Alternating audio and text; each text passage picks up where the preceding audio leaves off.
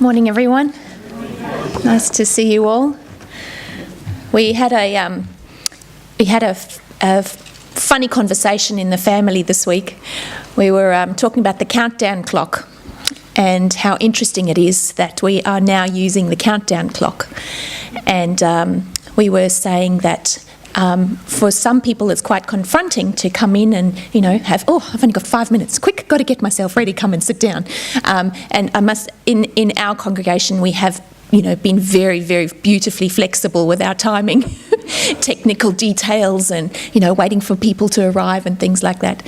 And so we were just saying that, maybe the countdown clock is not only for, people to come in and take a seat. Maybe it needs to be put up for when the speaker's going too long. So if I go too long, guys, just feel free to put the countdown clock up and, you can, we don't have the old Spokesman's Club buzzer, the orange light and the red light, time to stop. So yes. I get pretty excited at this time of year. There is so much to do. It's a special time of gathering as we come together to remember the sacrifice and the resurrection of Jesus Christ. We try to make it memorable for the kids, and because this is new to us, it's a whole new way of doing things. I have to, visit each year a new way of speaking to the kids and sharing this message. It's supposed to be 4 days off from work, which everyone loves. Yes, Friday to Monday, don't have to work, it's fantastic. But for those who spend their time at church, it's a full few days in preparation in the lead up to the Easter services. We do have a pretty packed long weekend, beginning with the Lord's Supper, a meal which saw about 75 people come together, followed by communion and foot washing, where about another 20 joined us. For many, the next morning coming together for Good Friday, again to remember the sacrifice of Jesus Christ. The next morning of our regular Saturday service that we all come together, and messages prepared again, and finally the Sunday morning resurrection service of celebration. To follow on, we have a small gathering of families coming together as kids to reread the story of Jesus' death and resurrection in a child-friendly format, with friends and grandparents all around, decorating little bags ready for the hunt and search for little chocolate treasures hidden in the garden, and other little treasures from the older generation make the day quite memorable for the kids. For me, I find such upliftment in the numerous services that we have throughout the week. A time to ponder, remember, contemplate and express gratitude. With people around, it makes it very warm and inviting. A week later, and here we are again, done and dusted. Easter over and done with. So what next?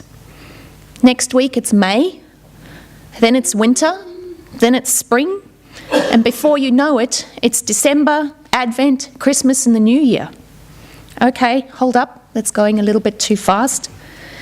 Before we end up racing our year away, I'd like to point out another special time that brings great joy to my days. Before we end up, the joy doesn't end with Jesus' resurrection. The writings of Matthew, Mark, Luke and John all add more details on the days following the resurrection. And today I'd like to spend some time looking at those days that followed. Days filled with more wonder, fascination, heart and togetherness. Let's take a look. Jesus spent the next 40 days after his resurrection showing himself to those he had spent time with over the previous 30 years. Hang on, let me try that again. He appeared to Mary in the garden outside the tomb where the stone had been rolled away. He appeared to 2 disciples on the road to Emmaus. He appeared to his disciples on the mount in Galilee. He appeared in a locked room to the 11 disciples. And he appeared on a beach while some disciples were fishing. For some reason I cannot explain, these stories give me a thrill, a joy, a warm heart, and a delight, a comfort and a knowing. There are some themes that stand out to me throughout these stories. First one is reunion. In Matthew 28 we read, "After the Sabbath, at dawn on the first day of the week, Mary Magdalene and the other Mary went to look at the tomb. There was a violent earthquake, for the angel of the Lord came down from heaven and, going to the tomb, rolled back the stone and sat on it. His appearance was like lightning. His clothes were white as snow. The guards were so afraid of him that they shook and became like dead men. The angel said to the woman, 'Do not be afraid, for I know that you are looking for Jesus who was crucified. He is not here, he is risen, just as he said. Come and see the place where he lay. Then go quickly and tell his disciples, he is risen from the dead and is going ahead of you into Galilee. There you will see him. Now I have told you.' So the woman hurried away from the tomb, afraid yet filled with joy, and ran to tell his disciples. Suddenly Jesus met them. 'Greetings,' he said. They came to him, clasped his feet, and worshipped him. Then Jesus said to them, 'Do not be afraid. Go and tell my brothers to go to Galilee. There they will see me.' Then the 11 disciples went to Galilee, to the mountain where Jesus told them to go. When they saw him, they worshipped him, but some doubted." Eugene Peterson calls the meeting of the disciples at Galilee a reunion. I think it encompasses so much. The intention to get together, purposeful, a regathering. The word reunion has a few definitions. An instance of 2 or more people coming together after a period of separation. Tick. A social gathering attended by members of a group of people who have not seen each other for some time. Tick. The action of being brought together again as a unified whole. Tick. The meeting in the garden with the woman as a reunion. Jesus coming together, revealing himself risen to those he loved. The meeting on the mountain, a reunion. This completes the circle. It completes the story. The disciples had one plan in mind, that Jesus would rule on earth, overthrow the leaders of the world, live long and prosper on earth. God's plan was always stronger, a true demonstration of his endgame. Defeat death, replace sadness and fear and confusion with hope so strong and definite. These were a group of terribly sad people who had loved him, learnt from him, worked with him, walked with him, eaten, prayed, and dedicated themselves to him. He was gone. They thought it was the end. His reunion was to bring them hope, show them his glory, point them to his Father, and bring them along for the next part of the journey. Include them in his plans for what was going to come next. One of God's most valued things is to bring people together. Together with Jesus, they will continue to do this, to show people they are alive and care and are here. We get to participate in this sharing.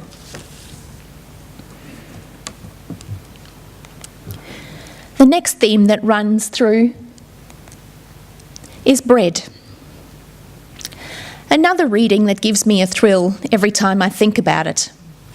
In Luke 24, verse 13 to 35, it says, "Now that same day, 2 of them were going to a village called Emmaus, about 7 miles from Jerusalem. They were talking with each other about everything that had happened. As they talked and discussed these things with each other, Jesus himself came up and walked alongside them, but they were kept from recognizing him. He asked them, 'What are you discussing together as you walk along?' They stood there, their faces downcast. One of them, named Cleopas, asked him, 'Are you the only one visiting Jerusalem who doesn't know the things that have happened here in these days?' 'What things?' he asked. 'About Jesus of Nazareth,' they replied. 'He was a prophet, powerful in word and deed before God and all the people. The chief priests and our rulers handed him over to be sentenced to death, and they crucified him. But we had hoped that he was the one who was going to redeem Israel. And what is more, it is on the 3rd day since all this took place. In addition, some of our women amazed us. They went to the tomb early this morning, but didn't find his body. They came and told us they had seen a vision of angels who said he was alive. Then some of our companions went to the tomb and found it just as the woman has said, but they did not see Jesus.' He said to them, 'How foolish you are, and how slow to believe all that the prophets had spoken. Did not the Messiah have to suffer these things and then enter his glory?' And beginning with Moses and all the prophets, he explained to them what was said in all the scriptures concerning himself. As they approached the village to which they were going, Jesus continued on as if he was going further. But they urged him strongly, 'Stay with us, for it is nearly evening. The day is almost over.' So he went in to stay with them. When he was at the table with them, he took the bread, gave thanks, broke it, and began to give it to them. Then their eyes were opened. They recognized him, and he disappeared from their sight. They asked each other, 'Were our hearts not burning within us while he talked with us on the road and opened the scriptures to us?'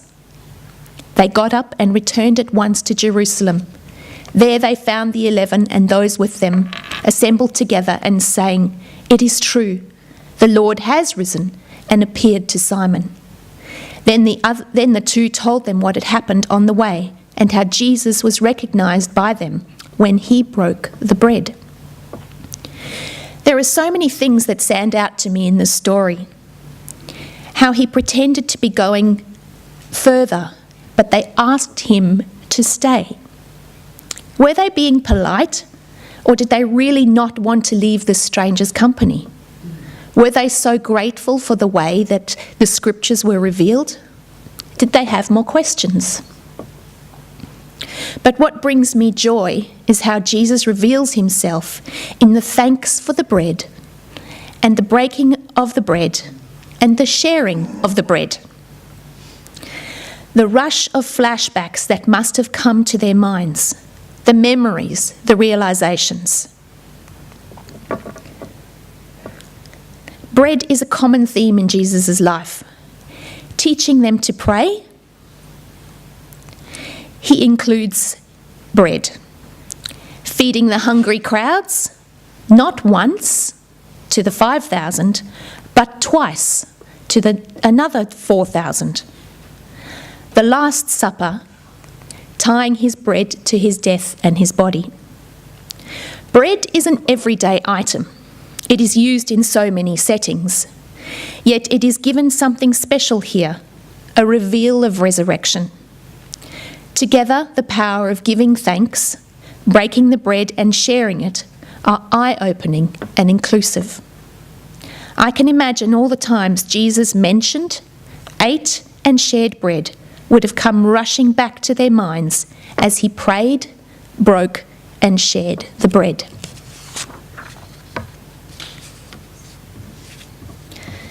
The next theme that comes through in these days is fish. Jesus is surrounded by fish in his stories. Sometimes it's paired with bread, as we have seen. Other times it's about Jesus telling the fishermen how to fish. Our pastor Peter, a few weeks ago, gave a message on Luke 5, where Jesus calls Simon by asking him to cast his net after a long night of fishing. In Luke 5, it says, in verse 4, it says, "When he had finished speaking, he said to Simon, 'Put out into deep water and let down the nets for a catch.' Simon answered, 'Master, we've worked hard all night and haven't caught anything. But because you say so, I will let down the nets.' When they had done so, they caught such a large number of fish that their nets began to break. So they signalled their partners in the other boat to come and help them. And they came and filled both boats so full that they began to sink." Fast forward to this one sad, slow evening where the disciples were trying to fill their days with something to do to distract them from their sadness of losing their master. In John 21, it says, "After these things, Jesus manifested himself again to the disciples at the Sea of Tiberias, and he manifested himself in this way.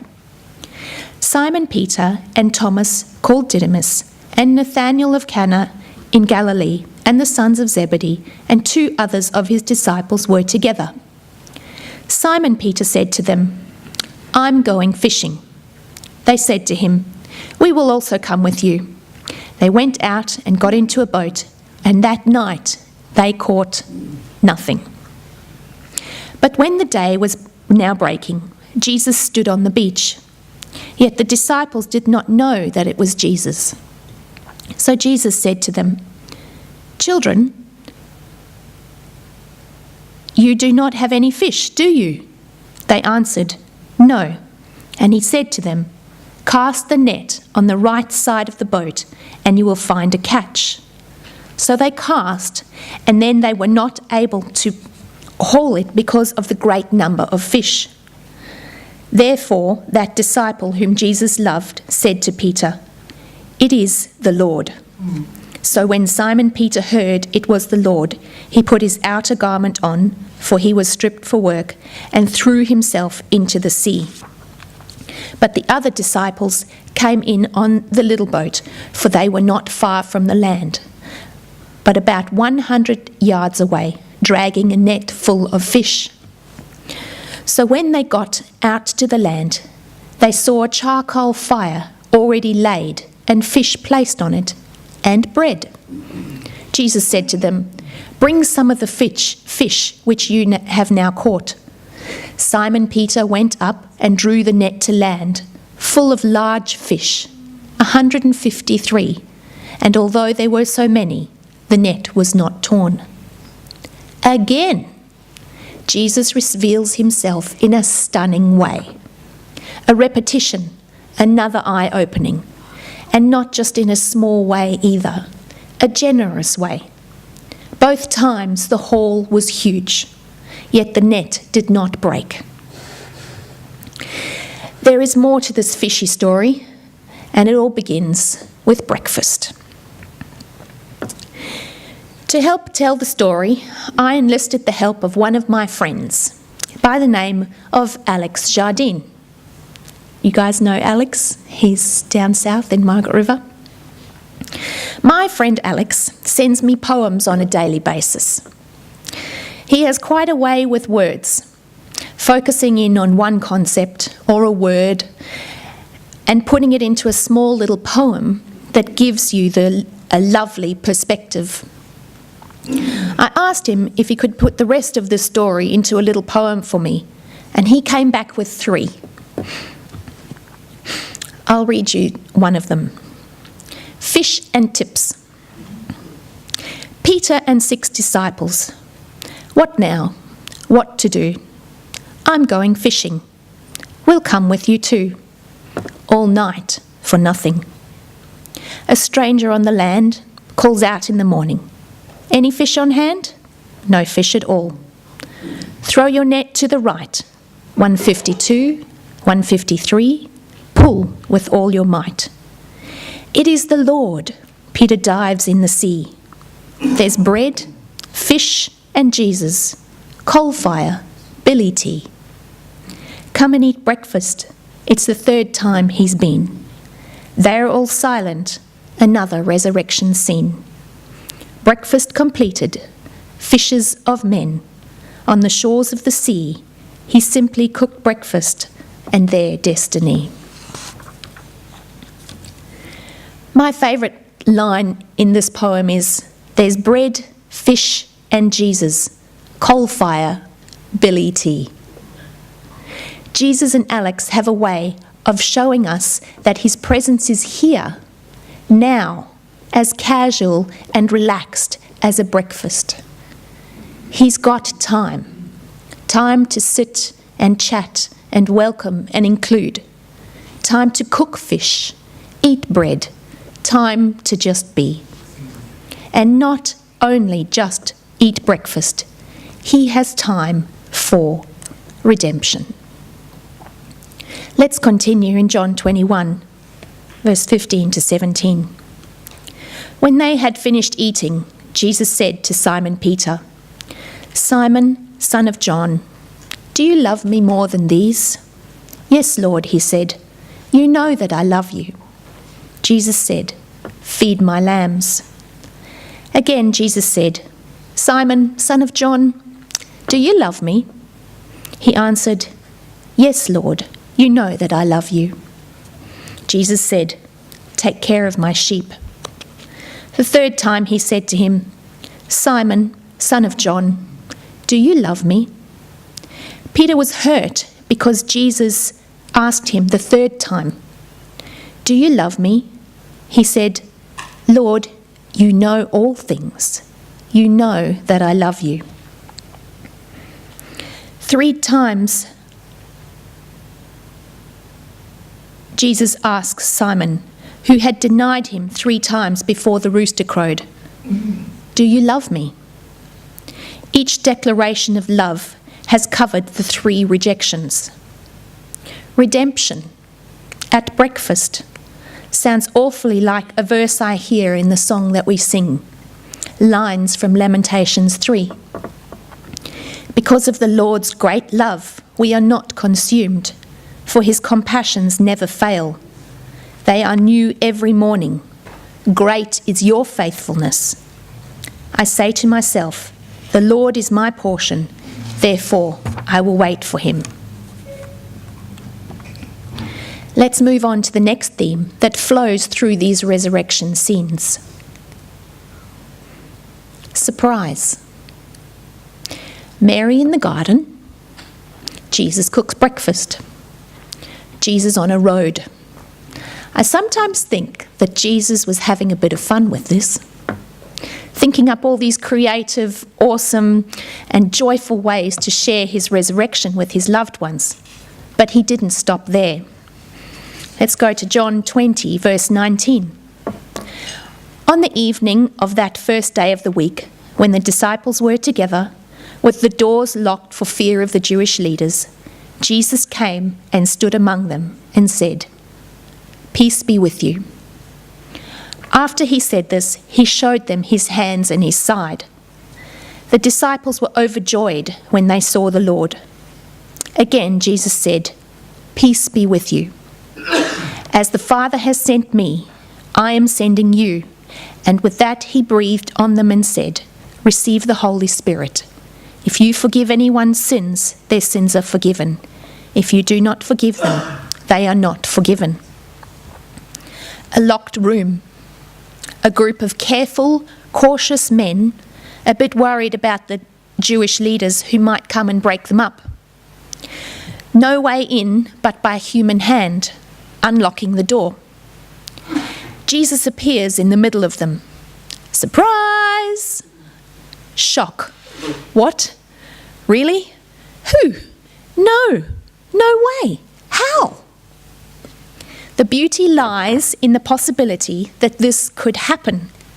Jesus could reveal himself to anyone, any time, and I'm sure he still does. In surprising ways. Never doubt the possibility of God surprising people with his presence. The other beauty is that Jesus didn't just do it once, but twice. For the stubborn, for the doubters, for those who just couldn't quite get it from their head to their heart. Jesus comes again. This time, Thomas is with them. The disciples told him, but he didn't believe it. 8 days later, they lock the door again and wait. No way in or out. And Jesus appeared. Can you imagine the excitement of the disciples? Wait to see if it will happen again. Do they cheer this time? Do they clap and laugh? Or do they get a fright again? I can imagine them all coming together around Jesus when he shows his wounds to Thomas, hanging on to his every word. They listen intently. Now, Thomas, known as Didymus, one of the 12, was not with the disciples when Jesus came. So the other disciples told him, "We have seen the Lord." But he said to them, "Unless I see the nail marks in his hands and put my fingers where the nails were and put my hand into his side, I will not believe." A week later, his disciples were in the house again, and Thomas was with them. Though the doors were locked, Jesus came and stood among them and said, "Surprise!" No, he said, "Peace be with you." Then he said to Thomas, "Put your finger here. See my hands. Reach out your hand and put it into my side. Stop doubting and believe." Thomas said to him, "My Lord and my God." Then Jesus told him, "Because you have seen me, you have believed. Blessed are those who have not seen and yet have believed." Jesus is quite happy to come to people more than once. He is a seeker. He doesn't rely on us coming to him. He makes the time, the effort to come to us. Picture yourself in the story. Who can you relate to? Thomas, a doubter? One of the disciples? Did you hear Jesus say, "Peace be with you"? He doesn't come to scare or to frighten. He always comes with peace, with care, but the surprise is special to each one that he comes to. As we look at our own lives and how Jesus is alive to each one of us, in our day-to-day lives, how he is involved and merciful and present, we are asked to share this with others. It's called commission. In Matthew 28, verse 16 to 18, it says, "Then the 11 disciples went to Galilee, to the mountain where Jesus had told them to go. And when they saw him, they worshipped him, but some doubted. And Jesus came to them and said, 'All authority in heaven and on earth has been given to me. Therefore, go and make disciples of all the nations, baptizing them in the name of the Father and of the Son and of the Holy Spirit, and teaching them to obey everything I have commanded you. And surely I am with you always to the very end of the age.'" Jesus asked them to share their experiences with others. He empowered them with his Holy Spirit. He called them witnesses. He asked them to share his life, his work, his love with others. If we look at the definition of commission, we see commission is an instruction, command, or role given to a person or group, or a group of people entrusted by a government or another official body with authority to do something. But it's not only a noun, it's also a verb. Order or authorize the production of something, or to bring something newly produced into working condition. But how did they do it? I'm sure they used what they had learnt. And so we too get to share with Jesus and with the others what we have learnt. Therefore, we have a few tips in place, ways, times, experiences that we can share his love, his life, and his work. Jesus is in here now. He is not in the past. He's not in the future.